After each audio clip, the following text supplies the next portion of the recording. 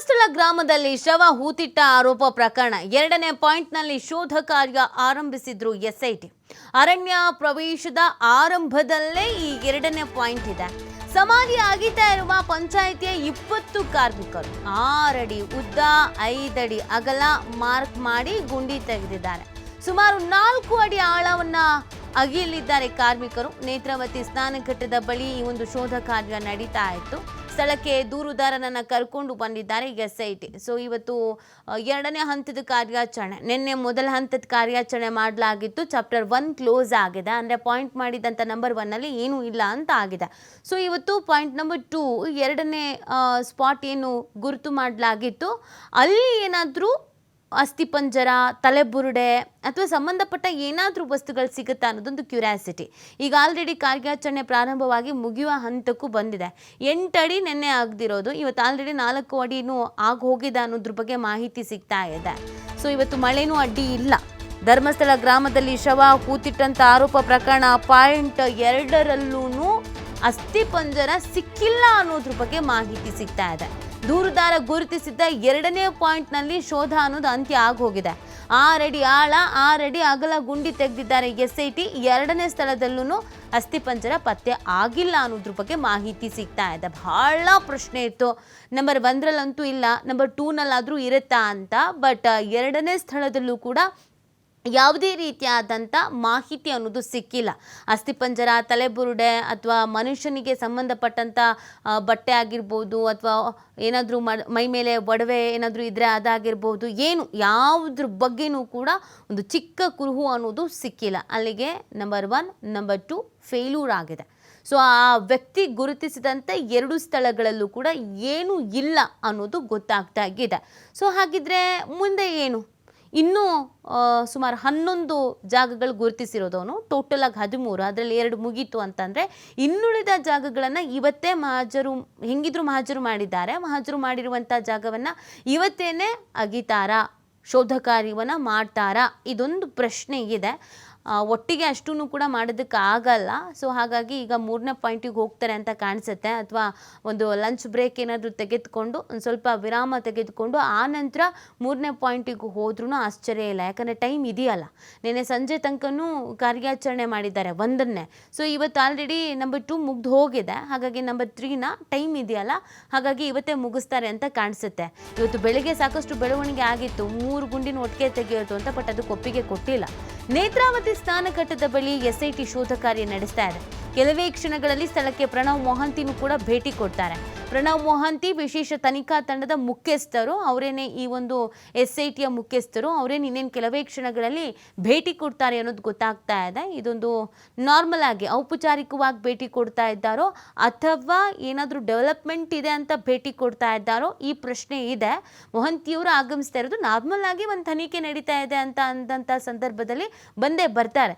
So ಹಾಗೇನೆ ಮೊಹಾಂತಿಯವರು ಇಲ್ಲಿಗೆ ಆಗಮಿಸ್ತಾ ಇದ್ದಾರಾ, ಅಥವಾ ಏನಾದರೂ ಮೇಜರ್ ಡೆವಲಪ್ಮೆಂಟ್ ಆಗುತ್ತೆ ಅನ್ನುವಂಥ ಕಾರಣಕ್ಕಾಗಿ ಅಥವಾ ಡಿಸಿಷನ್ ತೆಗೆದುಕೊಳ್ಬೇಕು ಅನ್ನುವಂಥ ಕಾರಣಕ್ಕಾಗಿ ಬರ್ತಾ ಇದ್ದಾರಾ ಅನ್ನೋದೊಂದು ಕುತೂಹಲ ಇದೆ. ಈ ಬಗ್ಗೆ ಮತ್ತಷ್ಟು ಮಾಹಿತಿ ನೀಡ್ತಾರೆ ನಮ್ಮ ಪ್ರತಿನಿಧಿ ಆದಿತ್ಯ.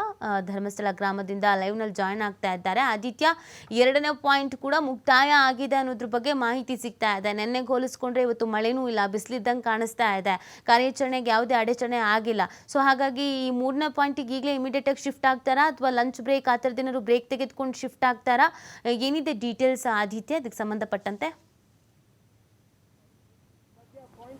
ಹೌದು ನೀತಿ. ಸೊ ಇನ್ನೊಂದು ಪಾಯಿಂಟ್ನಲ್ಲೂ ಕೂಡ ಯಾವುದೇ ರೀತಿಯಲ್ಲೂ ಕಳೆ ಬರಹ ಪತ್ತೆ ಆಗಲಿಲ್ಲ. ಆ ಪಾಯಿಂಟ್ ಕೂಡ ಮುಕ್ತಾಯ ಆಗಿದೆ. ಸುಮಾರು 6 ಅಡಿಯಷ್ಟು ಅವರು ಆಳಕ್ಕೆ ಅಗ್ದಿದ್ದಾರೆ. 6 ಅಡಿಯಷ್ಟು ಅಗ್ದರೂ ಕೂಡ ಯಾವುದೇ ರೀತಿಯಲ್ಲೂ ಕೂಡ ಏನು ಪತ್ತೆ ಆಗಿದೆ. ಅಥವಾ ದೃಶ್ಯದಲ್ಲಿ ಗಮನಿಸ್ತಾ ಹೋಗ್ಬೋದು. ನೇರವಾಗಿ ಏನು ನೀವು ದೃಶ್ಯದಲ್ಲಿ ನೋಡ್ತಾ ಇದ್ರು ಅದೇ ನೇತ್ರಾವತಿ ಪಕ್ಕದ ಕಾಡಿನಲ್ಲೇ ಆ ಒಂದು ಪಾಯಿಂಟ್ ನಂಬರ್ 2ನ ಉತ್ಖನನ ಕಾರ್ಯ ಕೂಡ ಬೆಳಿಗ್ಗೆ ಆರಂಭವಾಗಿತ್ತು. ಬೆಳಿಗ್ಗೆ ಸುಮಾರು 11:45ಕ್ಕೆ ಅಲ್ಲಿಗೆ ಆಗಮನ ಆಗಿತ್ತು. ಸೊ 12 ಗಂಟೆಗೆ ಅಧಿಕೃತವಾಗಿ ಚಾಲನೆ ನೀಡಿದರು. ಆದರೆ ಈವರೆಗೂ ಕೂಡ ಯಾವುದೇ ರೀತಿಯಲ್ಲಿ ಏನೂ ಪತ್ತೆ ಆಗಿಲ್ಲ ಅನ್ನುವಂಥ ಮಾಹಿತಿ ಸ್ಪಾಟ್ ನಂಬರ್ 2ನಲ್ಲೂ ಕೂಡ ಗೊತ್ತಾಗಿದೆ. ನಿನ್ನೆಗಿಂತ ಬೇಗನೆ ಇವತ್ತು ಸುಮಾರು 6 ಅಡಿ ಅಗಲ 6 ಅಡಿ ಆಳದಷ್ಟು ಅವರು ಹೋಗಿದ್ದಾರೆ. ಎಸ್ಐಟಿ ಅಧಿಕಾರಿಗಳು ಕೂಲಿ ಆಳುಗಳ ಮೂಲಕ ಅಗದಿದ್ದಾರೆ. ಆ ಸ್ಪಾಟ್ನಲ್ಲೂ ಕೂಡ ಏನೂ ಪತ್ತೆ ಆಗಿಲ್ಲ ಅಂತ ಆ ಸ್ಪಾಟನ್ನು ಕೂಡ ಈಗ ಸೀಲ್ ಡೌನ್ ಮಾಡುವಂಥ ಎಲ್ಲ ಲಕ್ಷಣಗಳು ಕಾಣಿಸ್ತಾ ಇದೆ. ಸೊ ಅದನ್ನು ಬಿಟ್ಟು AC ಸ್ಟೆಲಾ ವರ್ಗೀಸ್ ಅವರ ನೇತೃತ್ವದಲ್ಲಿ ಈಗ ಸ್ಪಾಟ್ ನಂಬರ್ 3ಕ್ಕೆ ಹೋಗಿದ್ದಾರೆ. 3ರಲ್ಲಿ ಉತ್ಖನನದ ಕಾರ್ಯ ನಡೀತಾ ಇದೆ. ಸೊ ಸ್ಪಾಟ್ ನಂಬರ್ 2 ಬಹುತೇಕ ಆ ಚಾಪ್ಟರ್ ಕ್ಲೋಸ್ ಅಂತ ಹೇಳ್ಬೋದು. ಈಗಾಗಲೇ ನೀತಿ ಈಗ ಬಂದಂಥ ಮಾಹಿತಿಯ ಪ್ರಕಾರ 2ನೇ ಪಾಯಿಂಟ್ ನಂಬರಲ್ಲೂ ಕೂಡ ಏನೂ ಸಿಕ್ಕಿಲ್ಲ. ಅದನ್ನು ಅಧಿಕೃತವಾಗಿ SIT ಅಧಿಕಾರಿಗಳೇ ಸ್ಪಷ್ಟಪಡಿಸಿದ್ದಾರೆ. 2ನೇ ಪಾಯಿಂಟಲ್ಲಿ ಏನೂ ಸಿಕ್ಕಿಲ್ಲ ಅನ್ನುವಂಥದ್ದು. ಹಾಗಾಗಿ ನಿನ್ನೆಯ ಮಾದರಿಯಲ್ಲೇ ಸ್ಪಾಟ್ ನಂಬರ್ 1ನ ಮಾದರಿಯಲ್ಲೇ ಪಾಯಿಂಟ್ ನಂಬರ್ 1ನ ಮಾದರಿಯಲ್ಲೇ ಸ್ಪಾಟ್ ನಂಬರ್ 2ನ ಚಾಪ್ಟರ್ ಕೂಡ ಕ್ಲೋಸ್ ಆಯಿತು. ಸರಿಸುಮಾರು 1 ಗಂಟೆಯ ಉತ್ಖನನದ ಕಾರ್ಯದ ಬಳಿಕವೂ ಕೂಡ ಸುಮಾರು 6 ಅಡಿಯಷ್ಟು ಆಳ ಹೋದರೂ ಕೂಡ ಏನೂ ಸಿಕ್ಕಲಿಲ್ಲ. ಹಾಗಾಗಿ ಈಗ ಅಧಿಕಾರಿಗಳೇ ಸ್ಪಷ್ಟಪಡಿಸಿದ್ದಾರೆ, ಸ್ಪಾಟ್ ನಂಬರ್ 2ನ ಒಂದು ಕಾರ್ಯವನ್ನು ಕೂಡ ಉತ್ಖನನದ ಕಾರ್ಯ ಏನಿದೆ ಅದನ್ನು ಬಂದ್ ಮಾಡಿದ್ರು, ಅದರಲ್ಲಿ ಕಟ್ ಆಫ್ ಆಗಿದೆ. ಈಗ ಅದನ್ನು ಮುಚ್ಚಿ ಮುಂದಕ್ಕೆ ಹೋಗ್ತಾ ಇದ್ದಾರೆ. ಈಗ ಮುಂದಕ್ಕೆ ಸ್ಪಾಟ್ ನಂಬರ್ 3ನ ಒಂದು ಉತ್ಖನನ ಕಾರ್ಯ ಕೂಡ ಈಗ ಆರಂಭವಾಗಿರುವಂಥದ್ದು. ಪಾಯಿಂಟ್ ನಂಬರ್ 3ನಲ್ಲಿ ಈಗ ಅಗಿಯೋದಕ್ಕೆ ಶುರು ಮಾಡ್ತಾ ಇದ್ದಾರೆ. ಇನ್ನೇನು ಕೆಲವೇ ಕ್ಷಣಗಳಲ್ಲಿ ಇಲ್ಲಿನ ಚಿತ್ರಣ ಯಾವ ಥರ ಇದೆ ಅಂತ ನೋಡಬೇಕಾಗುತ್ತೆ. ಯಾಕಂದರೆ ನಿನ್ನೆ ಬಹಳ ವಿಳಂಬವಾಗಿತ್ತು. ಸರಿಸುಮಾರು 3 ಅಡಿಯಷ್ಟು ಆಳ ಹೋದಂಥ ಸಂದರ್ಭದಲ್ಲೂ ಕೂಡ ಬಹಳ ತೊಂದರೆ ಆಗಿತ್ತು. ಯಾಕಂದರೆ ಅಲ್ಲಿನ ಒಂದು ಪರಿಸ್ಥಿತಿ ನೀರು ಅಡ್ಡ ಬಂದ ಕಾರಣದಿಂದಾಗಿ ಆ ರೀತಿ ಅಡಚಣೆ ಆಗಿತ್ತು ಅನ್ನುವಂಥ ಒಂದು ಮಾಹಿತಿ ಇತ್ತು. ಹಾಗಾಗಿ ಇವತ್ತು ಅಂದರೆ ಆ ನೇತ್ರಾವತಿ ನದಿಗಿಂತ ಸ್ವಲ್ಪ ಮೇಲ್ಭಾಗದಲ್ಲಿ ಕಾಡಿನ ಒಳಗಡೆ ಇವತ್ತು ಆಗಿದ್ದಿರುವಂಥದ್ದು. ಆ ಸ್ಪಾಟ್ ನಂಬರ್ 2ನಲ್ಲಿ ಅಂಥ ಏನು ಚಾಲೆಂಜಸ್ ಇರಲಿಲ್ಲ. ಹಾಗಾಗಿ ಬೇಗನೆ ಸುಮಾರು 6 ಅಡಿಯಷ್ಟು ಆಳಕ್ಕೆ ಅಧಿಕಾರಿಗಳು ಕೂಡ ಹೋಗಿದ್ದಾರೆ. 6 ಅಡಿಯಿಂದ 6 ಅಡಿ ಅಗಲ 6 ಅಡಿ ಆಳದಷ್ಟು ಕೂಳಿ ಆಳುಗಳು ಗುಂಡಿಯನ್ನು ತೆಗೆದಿದ್ದಾರೆ. ಸೊ ಆ ಗುಂಡಿಯಲ್ಲಿ ಏನೂ ಪತ್ತೆ ಆಗಿಲ್ಲ. ಸೊ ಆ ವಕೀಲರು ಮತ್ತು ಅನಾಮಿಕನ ಅನುಮತಿಯ ಆಧಾರದಲ್ಲಿ, ಆತನ ಸಮ್ಮತಿಯ ಆಧಾರದಲ್ಲಿ ಆ ಸ್ಪಾಟನ್ನು ಕೂಡ ಈಗ ಮುಚ್ಚಲಾಗಿದೆ. ಈಗ ಸ್ಪಾಟ್ ನಂಬರ್ 3ನತ್ತೆ ಎಲ್ಲರ ಚಿತ್ತ ಇರುವಂಥದ್ದು. ಸೊ ಇವತ್ತು ಪ್ರಣವ್ ಮೊಹಂತಿ ಅವರು ಕೂಡ ಬರ್ತಾರೆ ಅನ್ನುವಂಥ ಮಾಹಿತಿ ಇದೆ. ಸೊ 2 ದಿನದ ಒಂದು ಕಾರ್ಯಾಚರಣೆ, 2ನೇ ದಿನ ಅಗಿಯುವಂಥ ಕಾರ್ಯಾಚರಣೆ, ಓವರಾಲ್ ಆಗಿದ್ದು 3 ದಿನದ ಕಾರ್ಯಾಚರಣೆ ಧರ್ಮಸ್ಥಳದ ಗ್ರಾಮದಲ್ಲಿ. ಸೊ ಒಂದು ರಿಪೋರ್ಟನ್ನು ಪಡಿಬೇಕು ಅನ್ನೋಂಥ ಕಾರಣಕ್ಕೋಸ್ಕರ ಪ್ರಣವ್ ಮೊಹಂತಿ ಅವರು ಕೂಡ ಬರೆಯುವಂಥ ಸಾಧ್ಯತೆ ಇದೆ. ವಕೀಲರ ಜೊತೆಗೆ ಸಮಾಲೋಚನೆಯನ್ನು ಕೂಡ ನಡೆಸುವಂಥ ಸಾಧ್ಯತೆ ಇದೆ. ಯಾಕಂದರೆ ಅನಾಮಿಕನಿಗೆ ಅನೇಕ ಬಾರಿ SIT ಅಧಿಕಾರಿಗಳು ಕೂಡ ಮಾಹಿತಿಯನ್ನು ಕೊಟ್ಟಿದ್ದರು.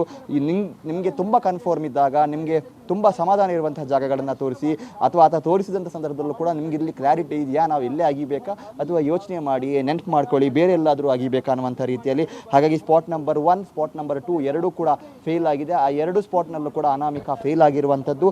ಸೊ ಈಗ ಸ್ಪಾಟ್ ನಂಬರ್ 3ನೇ ಸ್ಪಾಟ್ ನಂಬರ್ಗೆ ಹೋಗಿದ್ದಾರೆ. ಸೊ ಇಲ್ಲೇನಾದರೂ ಮಹತ್ವದ ಸುಳಿವು ಸಿಗುತ್ತಾ ಅನ್ನುವಂಥದ್ದು ಎಲ್ಲರ ಒಂದು ಕುತೂಹಲ ಕಾರಣವಾಗಿರುವಂಥದ್ದು. ಇದರೊಂದಿಗೆ ಸ್ಥಳಕ್ಕೆ SIT ಮುಖ್ಯಸ್ಥ ಡಾಕ್ಟರ್ ಪ್ರಣವ್ ಮೊಹಂತಿ ಅವರು ಕೂಡ ಭೇಟಿ ನೀಡ್ತಾ ಇದ್ದಾರೆ. ಮಧ್ಯಾಹ್ನದ ಬಳಿಕ ಅವರು ಬರ್ತಾರೆ ಅನ್ನುವಂಥ ಮಾಹಿತಿ ಇದೆ. ಈಗಾಗಲೇ ಅವರು ಮಂಗಳೂರು ವಿಮಾನ ನಿಲ್ದಾಣಕ್ಕೆ ಬಂದು ಇಳಿದಿದ್ದಾರೆ. ರಸ್ತೆ ಮಾರ್ಗದ ಮೂಲಕವಾಗಿ ಇನ್ನೇನು ಕೆಲವೇ ಕ್ಷಣಗಳಲ್ಲಿ ಅವರು ಬೆಳ್ತಂಗಡಿ SIT ಕಚೇರಿಗೆ ಭೇಟಿ ನೀಡ್ತಾರೆ. ಆ ಬಳಿಕ ಒಂದು ಬ್ರೇಕ್ ತಗೊಂಡು ಅವರು ಮಧ್ಯಾಹ್ನದ ಬಳಿಕ ಈ ಸ್ಪಾಟಿಗೆ ಬರ್ತಾರೆ. ಏನು ದಯಾಮ ಇದ್ದಾರೆ ಮತ್ತು ಅನುಚೇತ್ ಅವರೊಂದಿಗೆ ಒಂದು ಕೂಲಂಕುಷವಾದ ಒಂದು ಚರ್ಚೆಯನ್ನು ಮಾಡಿ ಮುಂದಕ್ಕೆ ಏನು ಮಾಡ್ಬೋದು ಅನ್ನುವಂಥ ಕುರಿತಾಗಿ ಕೂಡ ಚರ್ಚೆಯನ್ನು ಮಾಡ್ತಾರೆ. ಈಗಾಗಲೇ ಯಾವುದೇ ಬ್ರೇಕ್ ಇಲ್ಲ ನೀತಿ. ಈಗ ಸ್ಪಾಟ್ ನಂಬರ್ 3ಕ್ಕೆ ಹೋಗಿದ್ದಾರೆ. ಇನ್ನೇನು 1 ಗಂಟೆಯ ಒಳಗೆ ಸ್ಪಾಟ್ ನಂಬರ್ 3ರ ಒಂದು ಚಿತ್ರಣ ಕೂಡ ಸಿಗುತ್ತೆ. ಇನ್ ಕೇಸ್ 6 ಅಡಿವರೆಗೂ ಹೋದರೂ ಕೂಡ ಅಧಿಕಾರಿಗಳು ಅಲ್ಲೇ ಕಾರ್ಯಾಚರಣೆಯನ್ನು ಸ್ಥಗಿತ ಮಾಡ್ತಾರೆ. ಅದರ ಒಳಗಡೆ ಏನಾದರೂ ಸಿಕ್ಕಿದರೆ ಓಕೆ, ಸಿಕ್ಕಿಲ್ಲ ಅಂತ ಆದಂಥ ಸಂದರ್ಭ ಅದು ಕೂಡ 6 ಅಡಿವರೆಗೂ ಮ್ಯಾಕ್ಸಿಮಮ್ ಹೋಗಿ ಅಲ್ಲೇ ಆ ಕಾರ್ಯಾಚರಣೆ ಮೊಟಕ ಆಗುತ್ತೆ. ನೆಕ್ಸ್ಟ್ ಇನ್ನೊಂದು ಸ್ಪಾಟಿಗೆ ಹೋಗ್ತಾರೆ. ಆ ಮುನ್ನ ಒಂದು ಬ್ರೇಕ್ ತೆಗೆದುಕೊಳ್ಳುವಂಥ ಸಾಧ್ಯತೆ ಇದೆ ನೀತಿ. ಆದಿತ್ಯ, ಇನ್ನು ಈಗ ಆಲ್ರೆಡಿ 3ನೇ ಸ್ಪಾಟಿಗೆ ಹೋಗಿದ್ದಾರೆ ಅಂತಂದರೆ ಇವತ್ತು ಸಂಜೆವರೆಗೂ ಟೈಮ್ ಇರುತ್ತೆ, ಒಂದು 5 ಗಂಟೆವರೆಗೂ ಟೈಮ್ ಇರುತ್ತೆ. ಸೊ ಹಾಗಾಗಿ ಇವತ್ತೇ 3, 4 ಎರಡೂ ಮುಗಿಸ್ಬಿಡ್ತಾರಾ ಅಂತ, ಅಥವಾ ಸಮಯ ಇರುತ್ತಾ, ಅಥವಾ 3ಕ್ಕೆ ಸ್ಟಾಪ್ ಮಾಡ್ತಾರಾ ಆದಿತ್ಯ? ಯಾಕಂದರೆ ಮಳೆನೂ ಇಲ್ಲ, ಬಿಡುವು ಇದೆ. ಹಾಗಾಗಿ ಹೌದು ನೀತಿ. ಯಾಕಂದರೆ ಇನ್ನೆರಡು ಸ್ಪಾಟ್ಗಳನ್ನು ಅಗಿಯುವಂಥ ಎಲ್ಲ ಲಕ್ಷಣಗಳು ಕಾಣಿಸ್ತಾ ಇದೆ. ಉತ್ಖನನ ಇನ್ನೆರಡು ಸ್ಪಾಟ್ಗಳಲ್ಲಿ ಆಗುತ್ತೆ ಅನ್ನುವಂಥ ಚಾನ್ಸಸ್ ಕೂಡ ಇದೆ. ಯಾಕಂದರೆ ಬೆಳಗಿನಿಂದ ಏನೀಗ 1 ಅವರ್ನ ಗ್ಯಾಪ್ನಲ್ಲಿ ಒಂದು ಸ್ಪಾಟನ್ನು ಮುಗಿಸಿದ್ರು. ನಮಗೆ ವಿಚಾರ ಇದ್ದಿದ್ದು ಅಷ್ಟು ಅಡಿ ಆಳ ಹೋಗಬೇಕಲ್ಲ ಅಂತ. ಯಾಕಂದರೆ ನಿನ್ನೆ ಅಲ್ಲಿ ನೀರಿನ ಸಮಸ್ಯೆ ಇತ್ತು. ಆದರೆ ಇವತ್ತು ಅವರಿಗೆ ಅಲ್ಲಿ ಯಾವುದೇ ರೀತಿಯ ನೀರಿನ ಹೊರತೆ ಅಥವಾ ಮಳೆ ನೀರಿನ ಕೊರತೆ ಯಾವುದು ಬರ್ತಾ ಇಲ್ಲ. ಅಂದರೆ ಮಳೆ ನೀರಿನಿಂದ ಸಮಸ್ಯೆ ಆಗ್ತಾ ಇರುವಂಥದ್ದು ಏನು ಕಾಣಿಸ್ತಾ ಇಲ್ಲ. ಹಾಗಾಗಿ ಇವತ್ತು ಅಂದುಕೊಂಡದಕ್ಕಿಂತ ಸ್ಪೀಡಾಗಿ ಕಾರ್ಯಾಚರಣೆ ಆಗ್ತಾ ಇದೆ. ಸೊ ಇನ್ನೊಂದು ಗಂಟೆಯ ಒಳಗೆ ಆ ಸ್ಪಾಟ್ ನಂಬರ್ 3ರ ಒಂದು ಜಾತಕ ಕೂಡ ಬಯಲಾಗುತ್ತೆ. ಅದಾದ ಬಳಿಕ ಸ್ಪಾಟ್ ನಂಬರ್ 4ರ ಸ್ಪಾಟ್ ನಂಬರ್ 4ವರೆಗೂ ಹೋಗುವಂಥ ಸಾಧ್ಯತೆ ಇದೆ. ಅದರ ಒಳಗೆ ಏನಾದರೂ ಡೆವಲಪ್ಮೆಂಟ್ ಆಗುತ್ತಾ ಅನ್ನುವಂಥ ಕುತೂಹಲ ಇದೆ. ಸ್ಪಾಟ್ ನಂಬರ್ 4ಗೆ ಹೋಗುವ ಮುನ್ನ ಒಂದು 1 ಅವರ್ ಲಂಚ್ ಬ್ರೇಕಿನ ಟೈಮ್ ಕೂಡ ಇರುತ್ತೆ. ಸೊ ಅದಾದ ಬಳಿಕ ಸ್ಪಾಟ್ ನಂಬರ್ 4ಗೆ ಹೋಗ್ತಾರೆ. ಮ್ಯಾಕ್ಸಿಮಮ್ ಒಂದು 5:30 ತನಕ ಕಾರ್ಯಾಚರಣೆ ಆಗುವಂಥ ಸಾಧ್ಯತೆ ಇದೆ. ಆ ಬಳಿಕ ಕಾರ್ಯಾಚರಣೆಯನ್ನು ಸ್ಟಾಪ್ ಮಾಡ್ತಾರೆ. ಸೊ ಅದರ ಒಳಗಡೆ ಏನಾದರೂ ಸಿಗುತ್ತಾ, ಇವತ್ತಾದರೂ ಬುರುಡೆ ರಹಸ್ಯ ತೆರೆದುಕೊಳ್ಳುತ್ತಾ, ಅನಾಮಿಕ ಆರೋಪಗಳು ನಿಜ ಅನ್ನೋದಕ್ಕೆ ಏನಾದರೂ 1% ಏನಾದರೂ ಪುಷ್ಟಿ ಸಿಗುತ್ತಾ, ಕಾದು ನೋಡಬೇಕಾಗಿದೆ ನೀತಿ. ಥ್ಯಾಂಕ್ ಯು ಆದಿತ್ಯ ತಮ್ಮೆಲ್ಲ ಡೀಟೇಲ್ಸ್ಗಾಗಿ. ಪ್ರಣವ್ ಮೊಹಂತಿ ವಿಶೇಷ ತನಿಖಾಧಿಕಾರಿ ಇನ್ನೇನು ಕೆಲವೇ ಕ್ಷಣಗಳಲ್ಲಿ ಸ್ಥಳಕ್ಕೆ ಆಗಮಿಸ್ತಾರೆ ಅನ್ನೋದ್ರ ಬಗ್ಗೆ ಮಾಹಿತಿ ಸಿಗ್ತಾ ಇದೆ. ಮಂಗಳೂರಿಗೆ ಆಲ್ರೆಡಿ ಅವರು ರೀಚ್ ಆಗಿದ್ದಾರೆ. ಸೊ ಇವತ್ತು 3ನೇ ದಿನ, ಅಂದರೆ ಮೊದಲ ದಿನ ಸ್ಪಾಟನ್ನು ಗುರುತಿಸಲಾಗಿತ್ತು, ನಿನ್ನೆ ಅಲ್ಲಿ ಕಾರ್ಯಾಚರಣೆ ಮಾಡಲಾಗಿತ್ತು. ಇವತ್ತು ಮೂರನೇ ದಿನ ಕಾರ್ಯಾಚರಣೆ ನಡೀತಾ ಇದೆ. ಹಾಗಾಗಿ ತನಿಖೆ ಹೇಗೆ ನಡೀತಾ ಇದೆ ಅಂತ ತಿಳ್ಕೊಳ್ಳುವಂಥ ನಿಟ್ಟಿನಲ್ಲಿ ತೆರಳ್ತಾ ಇದ್ದಾರೆ. ಧರ್ಮಸ್ಥಳ ಗ್ರಾಮದಲ್ಲಿ ಶವ ಹೂತಿಟ್ಟ ಆರೋಪ ಪ್ರಕರಣ 2ನೇ ಪಾಯಿಂಟ್ನಲ್ಲಿ ಶೋಧ ಕಾರ್ಯ ಮುಕ್ತಾಯ ಆಗಿದ್ದು 2ನೇ ಪಾಯಿಂಟ್ನಲ್ಲೂ ಕೂಡ ಯಾವುದೇ ಕಳೆಬರ, ಯಾವುದೇ ಅಸ್ಥಿಪಂಜರ ಏನು ಕೂಡ ಸಿಕ್ಕಿಲ್ಲ. ಅಲ್ಲಿಗೆ 2ನೇ ಚಾಪ್ಟರ್ ಕ್ಲೋಸ್ ಆಗ್ತಾ ಇದೆ. 2ನೇ ಪಾಯಿಂಟನ್ನು ಸೀಲ್ ಮಾಡಿಬಿಟ್ರು SIT ಅಧಿಕಾರಿಗಳು. ಸುಮಾರು 1 ಗಂಟೆ ಆಗಿದ್ರೂ ಕೂಡ ಯಾವುದೇ ರೀತಿಯಾದಂಥ ಒಂದು ಚಿಕ್ಕ ಸುಳಿವು ಕೂಡ ಸಿಕ್ಕಿಲ್ಲ. SIT ಅಧಿಕಾರಿಗಳಿಂದ ಪಾಯಿಂಟ್ 3ನಲ್ಲಿ ಇದೀಗ ಶೋಧವನ್ನು ಆರಂಭಿಸಲಾಗಿದೆ.